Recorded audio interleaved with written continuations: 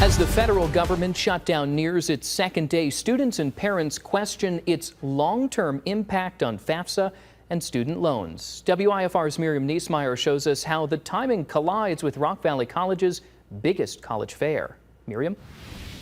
That's right, Daniel. The 2026 to 2027 free application for federal student aid opened October 1st. Student loans and Pell Grants for this year will be given to students during the government shutdown. But with most Department of Education staff furloughed, students wonder if they could see longer wait times for federal aid. They're our next workforce. We'll be relying on them soon enough. Hundreds of students filled Rock Valley College's gym for the region's largest college fair to connect with representatives from more than 100 universities. So important for our Rockford community because it really connects our students and our high school students as well as adult students with just higher education opportunities from all over the area.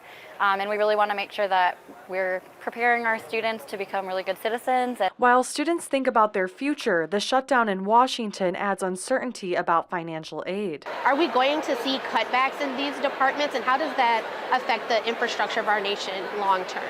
Jaleesa Bondara is a mom of a high school freshman. She worries about the future of her daughter's education. We want them prepared for whatever career they're entering into, and to have that knowledge base and that experience, making it harder for families to provide that experience to our families. So there is long-term effects and concerns that we do have about the shutdown. The Associated Press, citing federal sources, reports 87% of Department of Education staff are furloughed. The information is still coming out as to what's happening.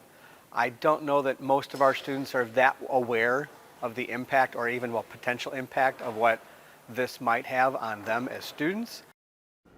For now, the impact remains small, but if the shutdown continues for weeks, backlogs could grow. RVC advisors say the best step is to file early and stay in contact with your school.